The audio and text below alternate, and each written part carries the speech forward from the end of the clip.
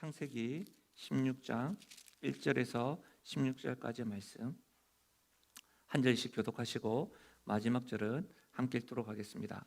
창세기 16장 1절입니다. 아브라함의 아내 사레는 출산하지 못하였고 그에게 한 여종이 있으니 애굽 사람이요 이름은 하갈이라. 사레가 아브라함에게 이르되 여호와께서 내 출산을 허락하지 아니하셨으니 원하건대 내 여종에게 들어가라. 내가 혹 그로 말미암아 자녀를 얻을까 하노라 하매 아브라함이 사레의 말을 들으니라. 아브라함의 아내 사레가 그 여종 애굽 사람 하갈을 데려다가 그 남편 아브라함에게 첩으로 준 때는 아브라함이 가나안 땅에 거주한 지 10년 후였더라. 아브라함이 하갈과 동침하였더니 하갈이 임신하매 그가 자기의 임신함을 알고 그의 여주인을 멸시한지라. 사레가 아브라함에게 이르되 내가 받는 모욕은 당신이 받아야 옳도다. 내가 나의 여종을 당신의 품에 두었거늘 그가 자기의 임신함을 알고 나를 멸시하니 당신과 나 사이에 여호와께서 판단하시기를 원하노라. 아브라함이 사레에게 이르되 당신의 여종은 당신의 수중에 있으니 당신의 눈에 좋을 대로 그에게 행하라 하매 사레가 하갈을 학대하였더니 하갈이 사라 앞에서 도망하였더라. 여호와의 사자가 광야의 샘물 곁 곧 술길 샘 곁에서 그를 만나 이르되 사레의 여종 하갈아 내가 어디서 왔으며 어디로 가느냐. 그가 이르되 나는 내 여주인 사레를 피하여 도망하나이다. 여호와의 사자가 그에게 이르되 내 여주인에게로 돌아가서 그 수하에 복종하라. 여호와의 사자가 또 그에게 이르되 내가 내 씨를 크게 번성하여 그 수가 많아 셀 수 없게 하리라. 여호와의 사자가 또 그에게 이르되 내가 임신하였은즉 아들을 낳으리니 그 이름을 이스마엘이라 하라. 이는 여호와께서 내 고통을 들으셨음이니라. 그가 사람 중에 들나귀 같이 되리니 그의 손이 모든 사람을 치겠고 모든 사람의 손이 그를 칠지며 그가 모든 형제와 대항에서 살리라 하니라. 하갈이 자기에게 이르시되 여호와의 이름을 나를 살피시는 하나님이라 하였으니 이는 내가 어떻게 여기서 나를 살피시는 하나님을 배웠는고 함이라. 이러므로 그 샘을 부엘라의 로이라 불렀으며 그것은 가데스와 베렛 사이에 있더라. 하갈이 아브라함의 아들을 낳음에 아브라함이 하갈이 낳은 그 아들을 이름하여 이스마엘이라 하였더라. 하갈이 아브라함에게 이스마엘을 낳았을 때에 아브라함이 86세였더라. 아멘. 저는 본문의 말씀을 가지고 짓누르는 삶의 무게 앞에서 라는 제목으로 말씀을 나누겠습니다. 2주 동안에 저희들은 사사기 말씀을 살펴보았고 오늘부터 다시 약속과 현실 사이라고 하는 큰 주제 가운데 저희들 아브라함에 대해서 또 계속해서 성경의 순서대로 말씀을 배워 나가겠습니다. 오늘 창세기 16장인데요. 이 창세기 16장은 많은 사람들이 주목하는 말씀입니다. 특히 이슬람권에 있는 사람들에게는 더더욱 그러합니다. 이유인즉 하갈과 이스마엘을 미화하는 데 사용하기 때문입니다. 그러나 우리는 오늘 창세기 16장 이 말씀을 하나님의 구속 사역적 관점으로 아브라함, 사레, 또 하갈, 이스마엘의 이야기를 해석하고 이 사건이 오늘을 믿음으로 살아가는 우리들에게 어떤 의미가 있는지를 살펴보려고 합니다.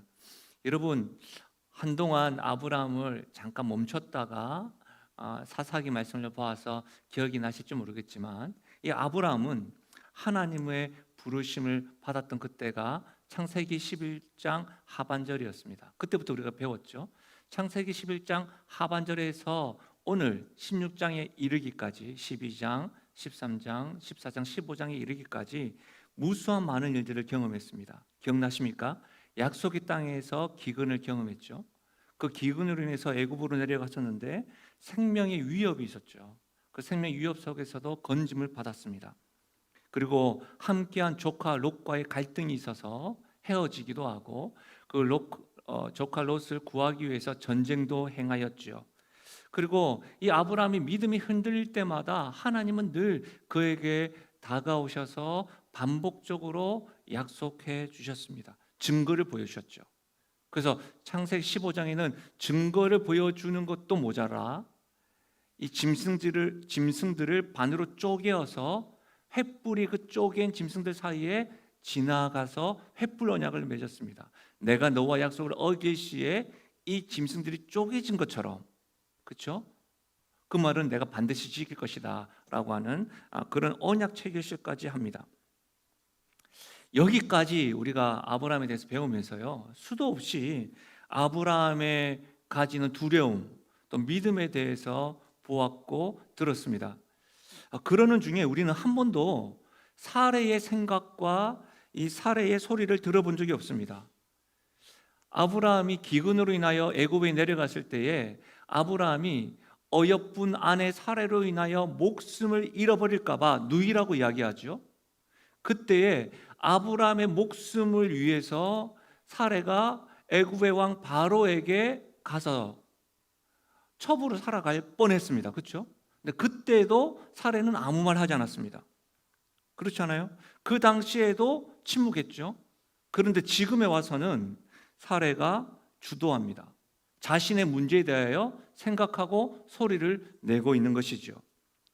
여러분 1절 말씀인데요, 아브라함의 아내 사례는 출산하지 못하였고 그에게 한 여종이 있으니 애굽 사람이요 이름은 하갈이라. 여러분 이 말씀에 보면 아브라함은 문제가 없는데 사례가 불임의 원인인 것처럼 느껴집니다. 실제로 창세기 11장 30절에 보면 하나님께서 아브라함을 부르실 때에 사례의 상황을 이렇게 설명합니다. 사례가 임신하지 못함으로 자식이 없는 상황이었습니다. 그런 상황 가운데 하나님께서 아브라함을 통해서 어떤 약속하셨죠? 복의 근원이 될 것이다, 땅을 줄 것이다, 그리고 자손의 축복을 줄 것이다 라고 이 약속을 해주셨죠. 그리고 그 약속의 부르심을 따라 가나안 땅에 왔고 그 땅에서 지금 10년 동안 살아가고 있습니다. 그런데 지금도 무자합니다. 지금도 그 약속의 성취를 이루지 못하고 있는 것이죠. 고대 당시 불임은 이 신의 저주로 여겼습니다. 자식이 없으면 미래도 없고 소망도 없는 상태를 대변합니다. 그래서일까요? 시간이 흘러도 전혀 변화가 없고 소망을 가질 수 없는 그 현실 앞에서 사례가 결정합니다. 자신의 문제를 지금 해결하려고 합니다. 말씀은요, 오늘 창세기 16장 말씀은요, 전체적으로 보면 사례와 하갈을 대조하는 듯합니다. 특히 이 짓누르는 삶의 무게를 해결하는 이 사례의 모습, 하갈의 모습을 대조해서 우리에게 보여줍니다. 하나님께서는 이 모습을 통해 우리에게 분명하고 너무나도 선명한 하나님의 뜻을 우리에게 말씀하시는 것이죠.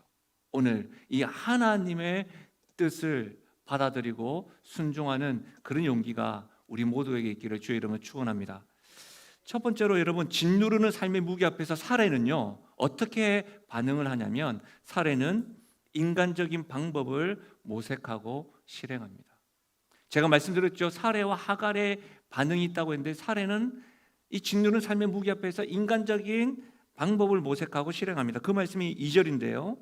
사례가 아브라함에게 이르되 여호와께서 내 출산을 허락하지 아니하셨으니 원하건대 내 여종에게 들어가라. 내가 혹 그로 말미암아 자녀를 얻을까 하노라 하매 아브라함이 사례의 말을 들으니라. 사례는 지금 아브라함에게 하나님께서 내 출산을 허락하지 아니하였다 이렇게 말합니다. 무슨 말이에요? 자신의 문제의 원인을 누구에게요? 하나님께 돌리고 있습니다. 출산하지 못한 이유가 하나님께 있다고 단언합니다. 그러면서 모색한 방법이 뭐예요? 남편 아브라함에게 이렇게 요청하는 것이죠. 남편이 자신의 여종 하갈과 동침하여 자녀를 얻게 하라는 겁니다.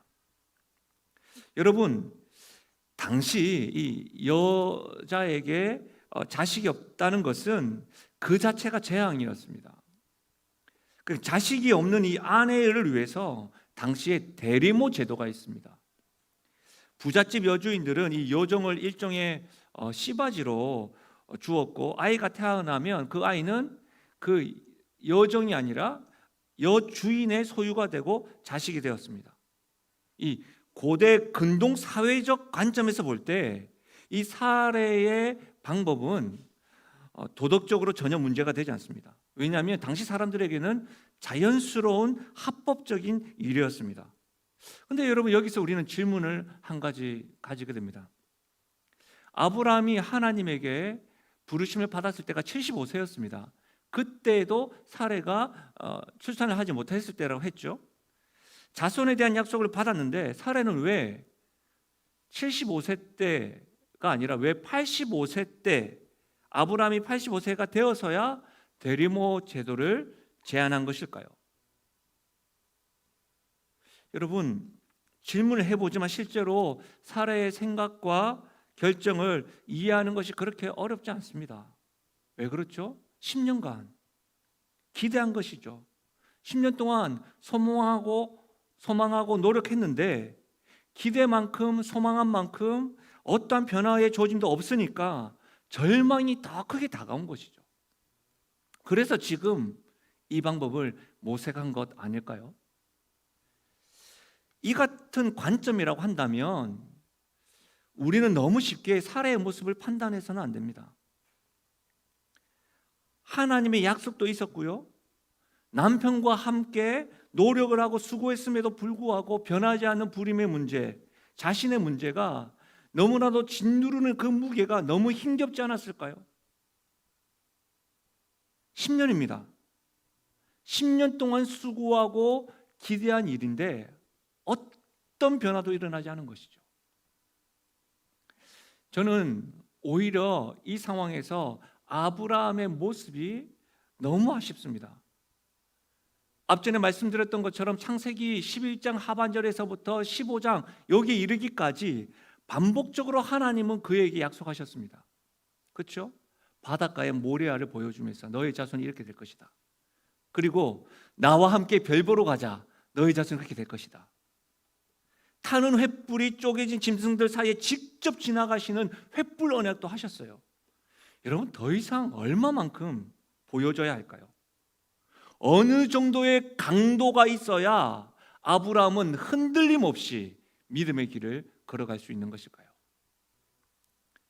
창세기 3장 17절 말씀인데요, 아담에게 이르되 내가 내 아내의 말을 듣고 내가 내게 먹지 말라 한 나무의 열매를 먹었은즉 땅은 너로 말미암아 저주를 받고 너는 내 평생에 수고하여야 그 소산을 먹으리라. 아브라함의 모습에서 아담의 모습이 이렇게 오버랩됩니다. 아담처럼 하나님의 말씀보다 아내의 말을 더 듣고 있는 모습입니다. 아담처럼 아브라함 역시도요, 아내 사례보다 더 직접적으로 하나님을 경험했습니다.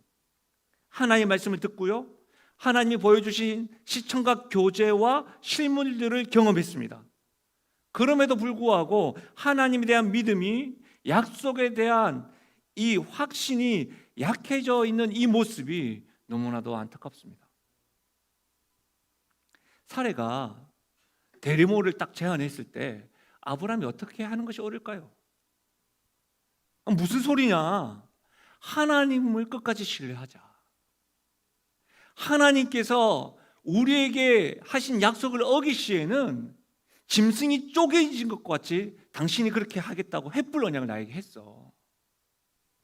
조금만 더 기다려보자. 왜 그렇게 인내하지 못하느냐? 우리 함께 하나님을 신뢰하자. 이렇게 말해야 하지 않을까요? 여러분 생각은 어떻습니까? 아쉽기만 합니다. 실제로 많은 책들을 보면 이 부분에 대해서, 사례에 대해서, 아브라함에 대해서 믿음이 없다라고 단언합니다. 그런데 여러분, 저는 아브라함의 모습에 저의 모습을 이렇게 포개어서 딱 보니까요, 너무나도 안타까움이 다가왔습니다.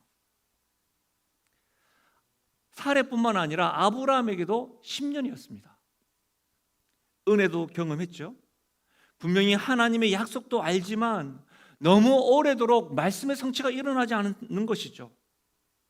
거기에다가 하나님의 약속을 받고 약속의 땅 가나안 땅에 왔고 10년이 흘렀는데 자기는 직접적으로 하나님이라도 경험했죠.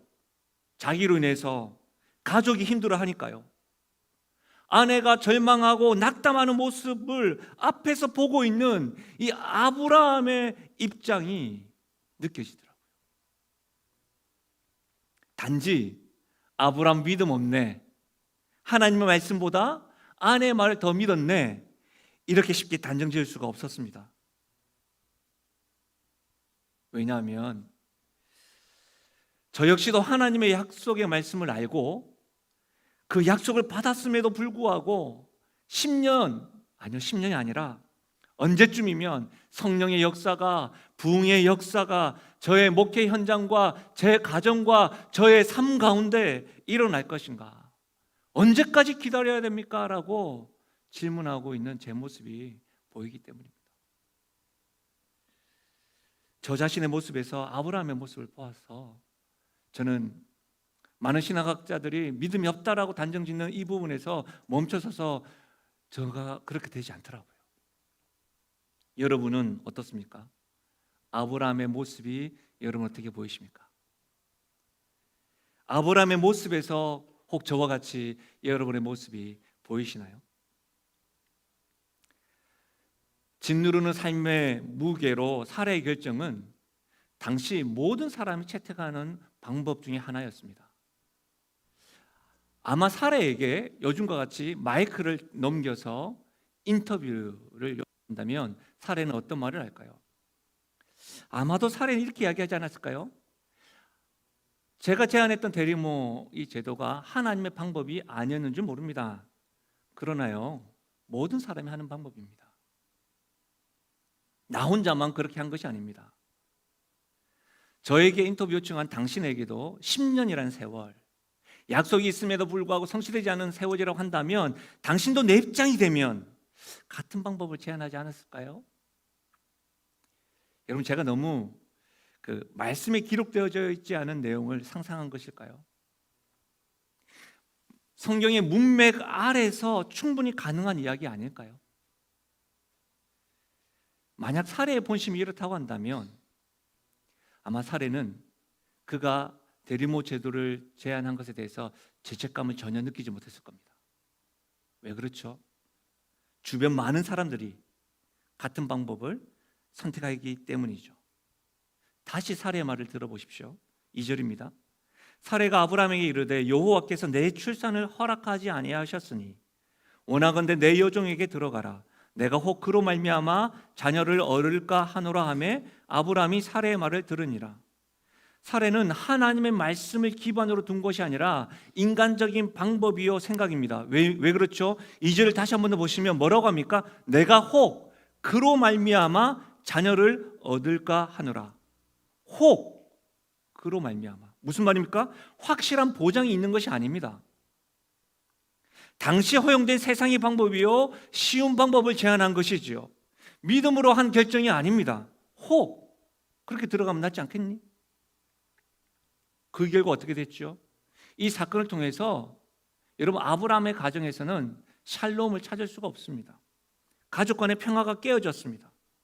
여러분, 우리는 이 사실을 알아야 됩니다. 믿음의 결정을 하지 않을 때에 어떤 결과가 있는지 주목해야 됩니다. 여러분, 로마서 14장 23절인데요. 우리 함께 읽어볼까요? 로마서 14장 23절 함께 읽겠습니다. 시작. 의심하고 먹는 자는 정죄되었나니 이는 믿음을 따라하지 아니하였기 때문이라. 믿음을 따라하지 아니하는 것은 다 죄니라. 여러분, 믿음을 따라하지 아니하는 것은 다 죄니라고 했어요. 이게 말씀입니다. 스코틀랜드 소설가 조지 맥도날드는 이렇게 말했다고 해요. 무슨 일이든 하나님 없이 하면 필연적으로 비참하게 실패하든가 아니면 꼭 비참하게 성공한다. 다시 한 번 더요.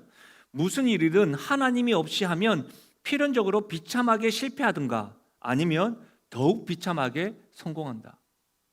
실패도 성공도 비참하다는 거예요. 하나님 없이 하는 결정은요.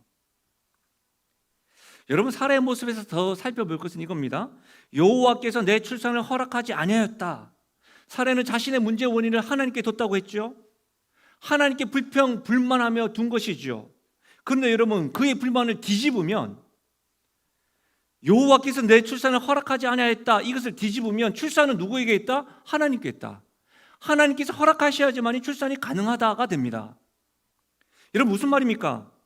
하나님에 대해서 불평을 하게 되니 오해가 된 거예요. 하나님에 대해서 이 불평과 오해가 확장되다 보니까 어떻게 해요? 생명의 주관자 되시는 하나님에 대해서 이 믿음이 작동되지 않는 거예요. 오히려 믿음을 따라 하지 아니하고 세상적인 방법을 따라 실행하게 된다는 사실입니다. 최근 하나님으로 인하여 불만, 불평으로 가득하십니까? 어떠세요? 혹 하나님에 대한 오해가 여러분이 지금 경험하고 있는 짓누르는 상황으로 인하여 눈덩이처럼 커져서 문제에만 집중하십니까? 그래서 하나님에 대한 확신을 잊어버린 채 믿음이 작동되지 않은 상태는 아니신가요? 최근 하나님이 여러분의 기도에 너무 지체하신 것처럼 느끼신 적은 있으신가요?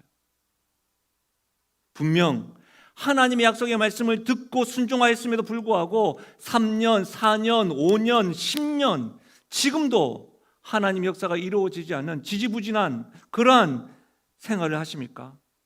그래서 스스로 문제를 해결했던 적 없으신가요? 사례와 같이 인간적인 방법을 모색하고 실행하고 있지는 않으십니까?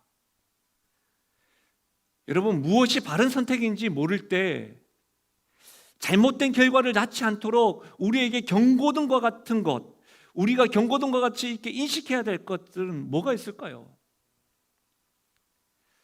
사랑하는 여러분, 고대 근동의 문화와 사람들이 다 괜찮다고 해도 아무리 그 시대의 법과 문화, 그 가치관들이 괜찮다고 해도 하나님의 사람은 믿음을 따라 결정해야 합니다. 인간적인 방법을 앞세우면 안 됩니다. 왜 그렇습니까? 우리는요, 세상에 살면서도 하나님 나라의 사람입니다. 우리의 시민권은 이 땅에 살면서도 하나님 나라에 있기 때문입니다. 그래서 우리는 세상이 괜찮다고 해도 하나님의 방법이어야 합니다. 믿음을 따라 해야 하는 것이죠. 우리 빌립보서 3장 20절 말씀을 함께 읽어볼까요? 함께 읽겠습니다. 시작. 그러나 우리의 시민권은 하늘에 있는지라 거기로부터 구원하는 자 곧 주 예수 그리스도를 기다리노니. 사랑하는 여러분, 우리는 하나님 나라의 시민입니다.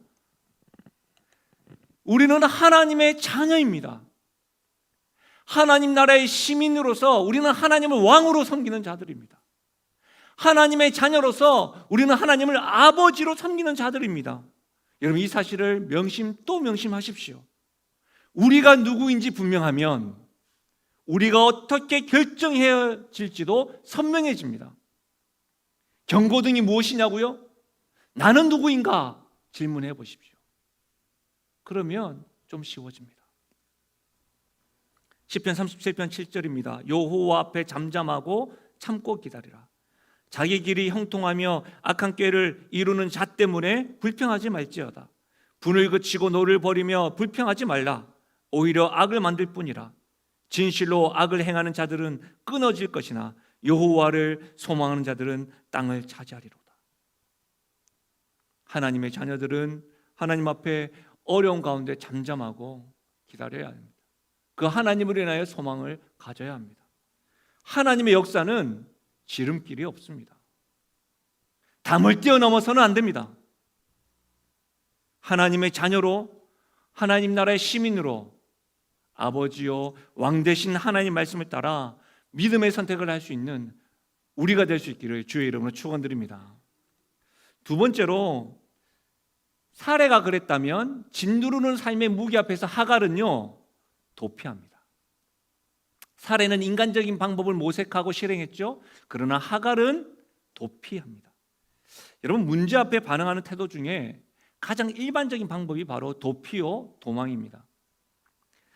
죄의 길을 벗어나기 위해서 죄의 자리에서 도망하는 것, 도피하는 것은 지혜죠.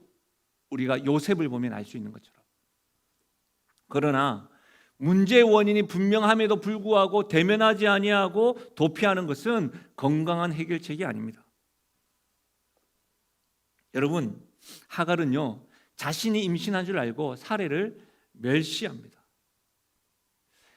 고대 군동의 전통에서 볼 때 하갈이 자신이 임신에 근거하여 사례를 멸시하는 것은 큰 죄입니다. 잘못된 일입니다.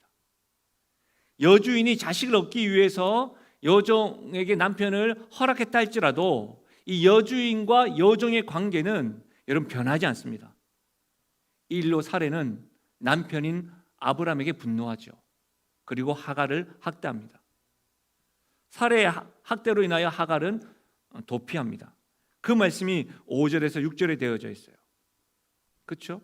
들어보십시오. 사례가 아브라함에게 이르되 내가 받는 모욕은 당신이 받아야 옳도다. 내가 나의 여종을 당신의 품에 두었거늘 그가 자기의 임신함을 알고 나를 멸시하니 당신과 나 사이에 여호와께서 판단하시기를 원하노라.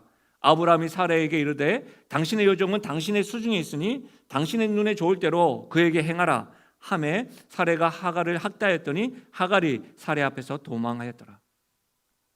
여러분, 하나님께서요 이 아브라함과 사례 간에 10년 동안 출산을 허락하지 않으셨습니다. 그런데 하갈은 동침하자 임신하게 됩니다.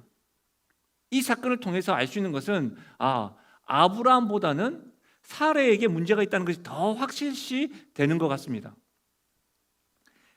그래서 사례는 이 상황을 하나님 탓으로 돌렸던 것이죠. 그리고 그 분노를 하갈에게 쏟아붓고 있습니다. 하갈의 입장에서 보면요, 여주인이 허락했고 그래서 임신한 건데, 그러면 어떻게 돼요? 적어도 아브라함의 보호를 받고 또 사랑을 받아야 되는데 하갈의 입장에서는 아브라함의 보호도 받지 못하고 지금 임신 중에 도망가야 하는 입장입니다. 얼마나 고단했을까요? 또 지금 오아시스를 만났는데 광야에서 이 애굽 여인이기 때문에 이 가는 길은요 적어도 7일이 넘는 길이에요. 일주일을 넘어서 가야 될 길이에요. 얼마나 힘겹고 고단했을까요? 근데 그 힘겹고 고단한 길에 기적이 일어납니다. 7절과 9절인데요. 여호와의 사자가 광야의 샘물 곁 곧 술길 샘 곁에서 그를 만나 이르되 사례의 여종 하갈아 내가 어디서 왔으며 어디로 갔느냐. 그가 이르되 나는 내 여주인 사례를 피하여 도망하나이다. 여호와의 사자가 그에게 이르되 내 주인에게로 돌아가서 그 수하에 복종하라. 여러분, 고단한 인생길에 하갈에게 기적이 일어났는데 그게 뭐예요? 여호와의 사자가 그를 만납니다. 이전에는 아브라함과 사례의 하나님으로만 알았는데 자기에게도 하나님이 지금 나타난 거예요. 근데 여러분, 놀랍게도 여호와의 사자가 하갈에게 뭐라고 합니까? 태중에 있는 아이가 아들이라는 거, 성별을 지금 알려주고 있어요. 지금 보고 있죠? 그리고 그의 이름은 뭐라고 합니까? 이스마엘이라고 하고 그 아들이 어떤 인생을 살아갈 것인지 예언해 주십니다. 그렇죠? 이 자체가 좀 놀랍게 다가와요. 사실 이 부분만 해도 여러분과 같이 말씀을 나누고 해석해야 될 부분 많이 있지만 적어도 이 만남에 특이한 부분이 있어요. 뭐냐면 하갈의 신분에 대하여 명확히 지적합니다. 하갈을 부를 때 하갈아 하지 않아요. 어떻게 해요? 사례의 여종 하갈아라고 불러요. 그리고 내가 어디서 왔느냐, 어디로 가느냐 지금 몰라서 묻는 게 아니에요. 그렇죠? 근데 그 질문에 하갈이 뭐라고 이야기합니까? 내 여주인 사례를 피하여 도망합니다. 여러분, 하나님의 사자도 하갈의 입장에서도 자신을 사례의 여종으로 말합니다. 하갈의 입장에서 사례가 누구예요? 임신한 하갈이 멸시하던 연적입니다. 그렇죠? 연적이라고 고려해 보면 나는 내 주인 사례를 피하여 도망합니다라고 말하는 것 자체가 특이한 부분이죠. 그렇지 않아요? 연적인데요. 여기에 하갈의 잘못이 드러납니다. 하갈은 사례의 여종입니다. 여종으로서 여주인에게 복종해야 했던 것이죠. 그래서 하나님은 그 하갈에게 뭐라고 이야기합니까? 내 여주인에게 돌아가서 수하에 복종하라고 합니다. 여러분, 쉽지 않습니다. 아브라함에게 돌아가라는 게 아니에요. 자신을 멸시하고 아브라함의 관계뿐만 아니라 이 아들을 방해하고 멸시하는 연적에게 돌아가서 복종하라는 겁니다. 사례의 학대를 견디라는 거예요. 여주인 사례의 권위를 인정하라는 거예요. 여러분, 이 명령에 여러분 같으면 쉽게 아멘 하시겠습니까? 여러분, 목숨을 걸어야 될 명령입니다. 근데 여러분, 굉장히 중요한 말씀인데요, 우리 본문 15절과 16절입니다. 같이 읽어볼까요? 15절과 16절 함께 읽겠습니다. 시작. 하갈이 아브라함의 아들을 낳음에 아브라함이 하갈이 낳은 그 아들을 이름하여 이스마엘이라 하였더라. 하갈이 아브라함에게 이스마엘을 낳았을 때에 아브라함이 86세였더라. 여러분, 하갈은요, 하나님의 말씀을 듣고 아들을 출산하여 이름을 이스마엘이라고 부릅니다. 또한 아브라함과 동침했을 때가 아브라함이 85세였죠. 그리고 86세에 출산했다는 말은 광야에서 하나님 사자를 만나고 난 이후에 어떻게 해요? 지체하지 않고 돌아가서 순종했다는 것이 분명합니다. 하갈은 자신의 자리로 돌아가 복종합니다. 목숨 거는 순종을 합니다. 순종하기 어려운 걸음이었습니다. 그럼에도 하갈이 순종할 수 있었던 것은 뭐죠? 광야에서 만난 하나님 때문이었던 거예요. 아브라함에게도 배려받지 못했던 하갈이지만 자신의 삶과 아들을 살피시는 하나님을 믿고 순종했던 거예요. 이방 여인이요. 그래서 하나님을 만났던 셈의 이름을 부엘라 헤로이, 나를 살피시는 하나님을 만났던 셈, 그렇게 하나님을 고백하고 인정하는 거예요. 사랑하는 여러분, 짓누르는 삶의 무게 앞에서 여러분 혹 도망하려 하십니까? 지금 준비 중이세요? 벌써 광야로 도피하셨습니까? 힘을 다해 피했던 그곳에서 평안하신가요? 다시 제자리로 돌아가는 것을 엄두도 내지 못할 때 나를 만나주시고 나를 살피시는 이 하나님, 그 자리에서 반드시 만나고 경험할 수 있기를 주의 이름 축복합니다.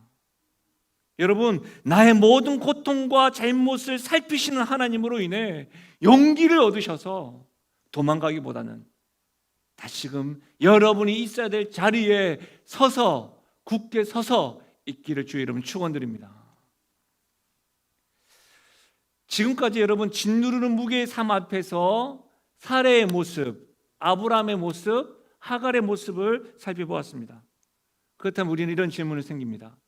그렇다면 짓누르는 무게의 속에서 우리는 어떻게 해야 합니까? 우리는요, 고통을 부르짖어야 합니다. 고통을 부르짖어야 합니다. 고통을 부르짖는다는 말은 하나님께 나의 고통을 가지고 통곡해야 함을 의미합니다.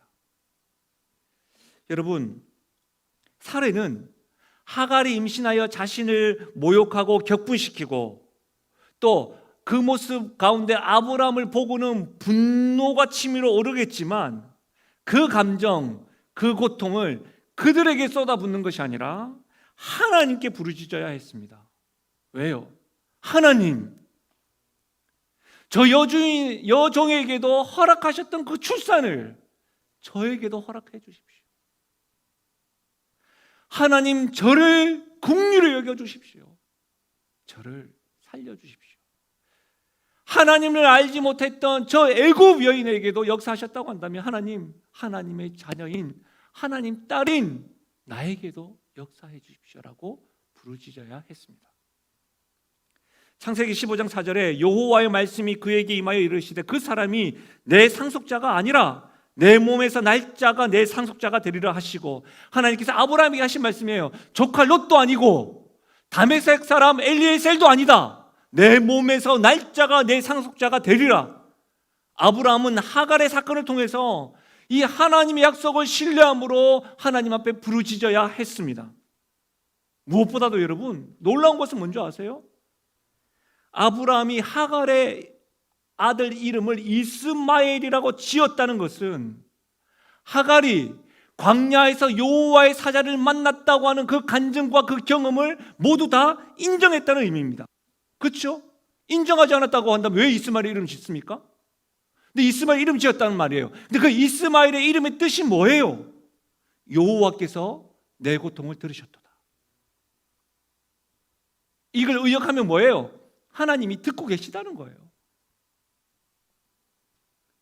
사랑하는 여러분, 광야에서 돌아온 하갈이 자신의 고통의 소리를 들으시고 아들의 이름을 이스마엘, 하나님이 듣고 계시다라고 지어주셨다는 그 말을 들었을 때 아브라함 어떤 기분이었을까요?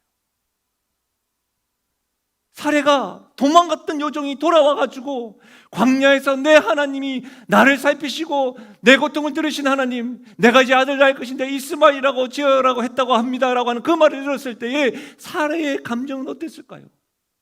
이 현장을 목도하고 있는 우리는 어떠합니까? 여러분 어떤 감정이 드세요? 사랑하는 여러분, 성경 어디에 보아도 자손의 문제, 고통의 문제를 두고 아브라함과 사레가 부르짖음이 기록되어져 있지 않다는 거예요. 하나님의 하갈의 고통의 소리를 들으셨다면 아브라함과 사레의 고통도 들어주심을 확신해야만 했습니다. 그런데 두 사람은 기다리지도 못했고 기대하지도 않았습니다. 사레는 하나님이 그의 소리를 듣지 않고 불임의 문제를 해결해 주지 않는다고 단정해 버렸습니다.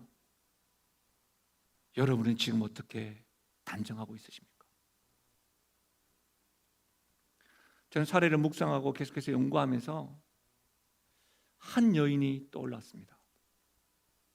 그 여인의 이야기가 성경에 기록되어 있는데 한번 들어보십시오. 사무엘상 1장 7절인데요. 매년 한나가 여호와의 집에 올라갈 때마다 남편이 그같이 하며 불인나가 그를 격분시키므로 그가 울고 먹지 아니하니 그의 남편 엘가나가 그에게 이르되 한나여 어찌하여 울며 어찌하여 먹지 아니하며 어찌하여 그대의 마음이 슬프냐 내가 그대에게 10 아들보다 낫지 아니하냐 하니라. 그들이 실로에서 먹고 마신 후에 한나가 일어나니 그때 제사장 엘리는 여호와의 전 문설주 곁 의자에 앉아 있었더라. 한나가 마음이 괴로워서 여호와께 기도하고 통곡하며. 한나에게도 적수 불인나가 있었습니다. 불인나는 자식이 있고 한나는 무자했습니다. 그래서 적수인 불인나는 한나를 격분시켰습니다. 그 격분시켰다고 하는 원어적인 의미는 피부의 껍질을 벗겼다는 말입니다. 한나의 고통이 얼마나 힘겨웠을까요? 그 힘겨워하는 한나를 본 남편 엘가나가 뭐라고 이야기합니까? 한나여, 내가 그대에게 10 아들보다 낫지 않습니까? 여러분, 아브라함과는 다른 모습이죠. 그리고 한나는 그의 고통과 마음의 괴로움을 어떻게 합니까? 하나님 앞에 나아가 기도하고 통곡합니다. 고통을 하나님께 부르짖습니다. 사레와도 아브라함과도 우리와도 다른 모습 아닌가요? 사랑하는 여러분, 하나님은 내 고통을 들으시는 분입니다. 하나님은 나를 살피시는 분이십니다. 이 사실을 믿는다면 우리는 고통 중에 하나님께 부르짖어야 합니다. 우리가 힘겹고 어려울수록 우리의 고통을 하나님께 더욱더 부르짖어야 될 줄로 믿습니다. 여러분, 한나가 기도해서 그 불임 중에 하나님께서 응답하셔서 사무엘을 허락해 주셨죠. 그 말씀이 사무엘상 1장 20절이에요. 한나가 임신하고 때가 이르매 아들을 낳아 사무엘이라 이름하였으니 이는 내가 여호와께 그를 구하였다. 사무엘이라 이름하였으니 이는 여호와께서 그를 구하였다. 사무엘의 이름의 뜻이 뭐예요? 여호와께서 그를 구하였다. 이것을 의역하면 하나님께서 들으셨도다. 그런데 한나는 하나님 자식을 허락해 주시면 내가 하나님께 바치겠습니다 소원했어요. 불임이었다니까요. 하나밖에 없는 자식이에요. 매년에 예배 드리러 갈 때마다 성전에 있는 사무엘을 보면서 어떤 생각을 했을까요? 내가 괜한 약속을 했지, 괜한 소원을 했지. 하나밖에 없는 자식인데 저거 집에 데려가야 되는데 했을까요? 아니면 그 하나밖에 없는 사무엘 바라볼 때마다, 예배 드릴 때마다 그렇지, 여호와께서 들으셨지, 여호와께서 들으셨지라고 계속해서 기도하고 통곡했을까요? 저는 후자라고 생각해요. 왠지 아세요? 여러분, 제가 이전에 몰랐는데요, 이 말씀을 보면서 굉장히 감격했어요. 사무엘상 2장 21절인데요. 여호와께서 한나를 돌보시사 그로 하여금 임신하여 세 아들과 두 딸을 낳게 하셨다. 2장 21절 여호와께서 한나를 돌보시사 그로 하여금 임신하여 세 아들과 두 딸을 낳게 하셨다. 무슨 말이에요, 여러분? 스탑됐던 몸이었어요.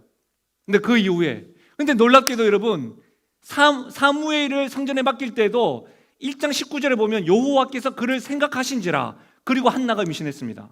그리고 사무엘상 2장도 한나의 기도입니다. 기도가 다 끝난 이후에 여호와께서 한나를 돌보시사, 부르짖고 여호와께서 그를 생각하시고 응답하셨고, 부르짖고 기도하고 난 다음에 한나를 돌보시사. 감동되지 않습니까? 사랑하는 여러분, 여러분 인생 가운데 하나님이 듣고 계시다, 하나님이 들으셨다, 이런 간증 없으신가요?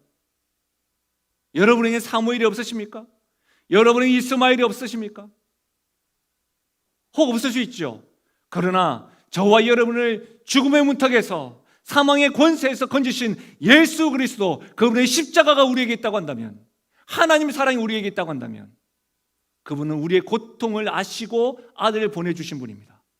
그분은 나의 모든 형편을 살피시는 분이십니다. 그렇다면 그 하나님 앞에 우리가 해야 될 태도는 뭐죠?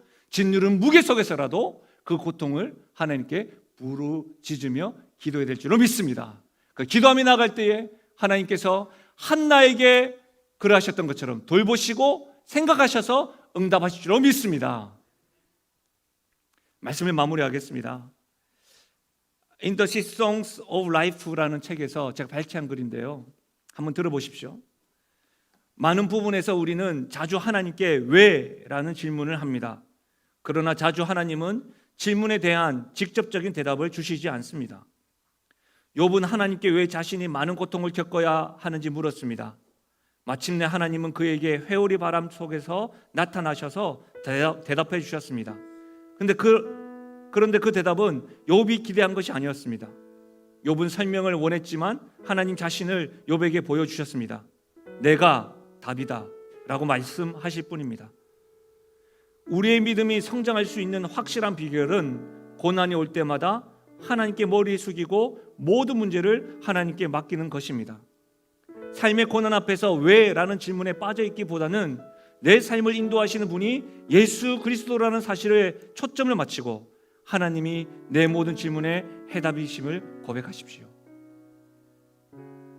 다시요, 삶의 고난 앞에서 왜? 라는 질문에 빠져있기보다는 내 삶을 인도하시는 분이 예수 그리스도라는 사실에 초점을 맞추고 하나님이 내 모든 질문에 해답이심을 고백하십시오. 여러분 이거 아세요? 이 사건 이후에 아브라함과 사레는 15년을 더 기다려야 합니다. 왜 그럴까요? 저는 하나님의 의도를 다 몰라요.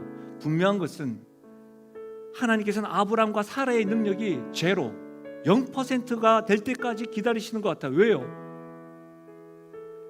우리의 힘으로 할 수 있고 나의 능력으로 아직 저 건재합니다, 혹 우리가 자고할까 봐 하나님께서 기다리시는 것 아닐까요? 혹 우리에게도 그렇게 하시는 것 아니실까요? 명심하십시오. 하나님의 역사는 마침표가 없습니다. 쉼표입니다. 하나님 역사에 마침표가 있다고 한다면 예수 그리스도가 재림하실 때가 마침표일 겁니다. 그렇다면 지금 우리의 삶은, 우리의 삶 속에 하나님의 역사는 마침표가 아니라 쉼표입니다. 신앙생활하면서 계속해서 위기가 닥쳐올 겁니다. 짓누르는 무게가 계속될 수도 있습니다. 그때 우리는 결정해야 됩니다. 인간적인 방법을 모색하고 실행할 것인지, 도망할 것인지, 아니면 하나님을 기억하고 내 고통을 아시고 나를 살피시는 하나님께 부르짖으며 기도할 것인지. 하나님이 답이라는 사실을 알고 우리의 고통을 듣고 계시고 나를 살피시는 하나님께 부르짖고 믿음의 길을 걸어가는 우리 모두가 되기를 주의 이름으로 축원드립니다. 말씀을 생각하시면서 우리 찬양으로 주님께 우리의 마음을 담아 기도하며 나가실까요? 나의 기도하는 것보다 나의 기도하는 것보다 더욱 응답하시는 하나님, 더욱 응답하실 하나님, 우리 선포하실까요? 나의 생각하는 것보다 나의 생각하는 것보다 더욱 이루시는 하나님, 우리 가운데 역사하신 능력대로 우리들의 강구함을 넘치도록 능히 하신 주님께 모든 영광과 존귀 찬양과 경배를 돌릴지어다.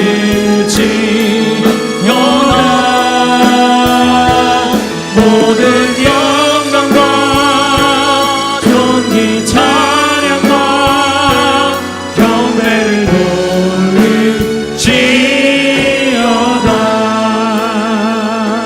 하나님 여러분, 이 시간에는요 상징적으로 우리가 하나님 앞에 짓누른 무게 속에서도 하나님이 답이다, 하나님이 내 고통을 들으시고 하나님이 나를 살피신다는 것을 기억하며 주님 앞에 소리 지르고 부르짖겠습니다라고 하는 것을 우리 상징적으로 다 함께 일어나셔서 이 시간 주 앞에 이렇게 찬양하고 기도할 텐데, 특별히 기도할 때 지금 우리 교회에 환우들이 너무 많아요.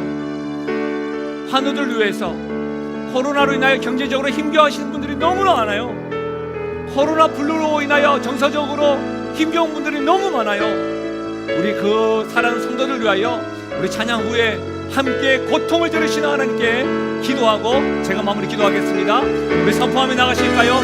나의 기도하는 것보다 더욱 응답하신 하나님, 나의 기도하는 것보다 더욱 응답하실 하나님, 나의 생각하는 것보다 더욱 이루시는 하나님, 더욱 이루시는 하나님, 우리 가운데 역사하신, 우리 가운데 역사하신 능력대로 우리들의 강구함을 능히 하신 주님께 모든 영광과 존귀 찬양과 경배를 돌릴지어다. 모든 영광과 존귀 찬양과 경배를 돌릴지어다. 우리 정심을 다하여 모든 영광과 존귀와 모든 영광과 존귀 찬양과 경배를 돌릴지어다. 모든 영광과 존귀 찬양과 경배를 돌릴지어다. 우리 선포하실까요? 살아계신 주 나의 천대, 살아계신 주 나의 참된 소망, 걱정 의심 전혀 없네. 사랑의 주 내 갈 길 인도하니 내 모든 삶의 기쁨 늘 충만하네.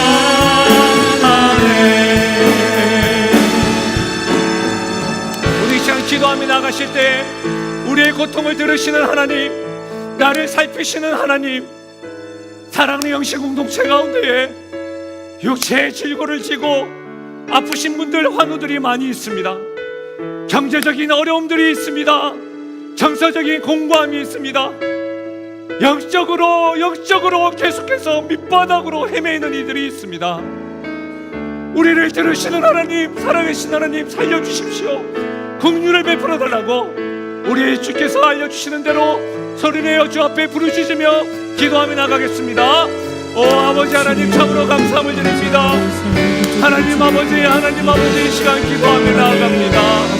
사랑의 주님, 사랑의 주님, 사랑의 주님, 사랑하는 교회, 사랑하는 우리 영적 공동체 가운데 주의 은혜를 더하여 주시고 고통 가운데 들으시는 하나님 아버지, 나를 주시는 하나님 아버지, 하나님이 자기를 치지 않고 우리가 너무 어떤 것들을 선택하지 아니하고 진주를 목에 속에서 우리 하나님 아버지 앞에 나아갈 수 있도록 우리 더해 주시고 우리 하나님의 무조건 하나님 앞에 나아갈 수 있도록 아버지 주님이 도와주시고 주님이 인도하시되 하나님 답이라는 것을 이 사건 가운데 하나님께서 이 사건 가운데 우리에게 말씀하시는 것을 이기고 나가라고 우리의 간절함을 갈수 있는 시간을 될 수 있도록 하나님이 도와주시고 인도하여 주옵소서. 하나님이여 이끌어 주의 성령께서 찾아가 주시고 만나 주옵소서. 살아계신 하나님 아버지, 우리의 고통을 들으시는 하나님, 우리를 살피시는 하나님 아버지, 우리를 살려주십시오. 우리의 고통에서 주 앞에 부르시며 통곡하며 나가게 해주시고 특별히 영신 공동체 가운데 육체의 질고로 힘겨워하고 고통 가운데 있는 주의 백성들이 있습니다. 오늘 이 시간 성령께서 안수하여 주시고 달리 다굼 일어날지어다 회복시켜 주시옵소서. 육체적인 질고뿐만 아니라 영적으로 내려가고 또 내려가고 하나님 아버지 영적으로 낙담되어져서 헤매이는 주의 백성들이 있습니다. 긍휼히 여겨주시고 살려주십시오. 도와주십시오. 이렇게 세워주시옵소서. 큰 용사여 일어날지어다 선포하여 주시옵소서. 하나님, 경제적으로 정서적으로 하나님 아버지 힘겨워하고 있는 주의 백성들, 49년 동안 하나님 아버지 이 교회에 서서 오래도록 신앙생활하였고 영신공동체 세우셨는데 고통 가운데 있는 이 교회가 주 앞에 부르짖고 하나님의 일으키심을 경험하며 나가는 우리 신앙공동체 될 수 있도록 도와주시고 온라인에서 현장으로 드려지는 모든 우리의 백성들, 하나님의 살아계심, 하나님이 답입니다라고 고백하며 인간적인 방법을 모색하지 아니하고 도망하지 아니하고 하나님께 기도하고 통곡함으로 하나님이 돌보시고 하나님이 생각하시는 역사를 경험하며 나아가는 사랑하는 우리 백성들, 우리 교회들, 우리 성도들 될 수 있도록 역사하여 주옵소서. 하나님 원합니다. 10년이라는 세월이 너무나도 힘겨워서 알고 있지만 많이 넘어지고 하나님을 대해서 불평하고 원망했던 아브라함처럼 사례처럼 하나님, 우리도 그러합니다. 우리도 하나님 아버지 너무나도 오랫동안 역사하지 않는 것 같아서 헤맬 때가 있습니다. 그럴 때도 하나님이 우리의 기도 소리를 들으신다는 사실을 알고 무릎 꿇게 하시고 기어서라도 하나님에게 나아가는 우리의 믿음의 선택이, 우리의 믿음의 결단이, 우리의 믿음의 행동이 되어질 수 있도록 하나님 역사하여 주옵소서. 우리의 연약한 믿음을 아시는 주님, 너무 오래 두지 마시고 속히 돌보아 주시고 생각하여 주옵소서. 그렇게 역사하신 하나님을 찬양하고 예수님의 이름으로 기도하옵나이다. 아멘. 우리 함께 이렇게 고백하실까요? 나는 하나님으로부터 부름받은 하나님의 자녀입니다. 우리는 세상으로 보냄받은 그리스도의 제자입니다. 아멘. 한 주간도 승리하시고요, 우리 하나님이 답이고 어떠한 결정과 선택도 우리가 하나님의 자녀라는 사실을 아시고 살아가시기를 바랍니다. 하나님의 축복을 받으시겠습니다.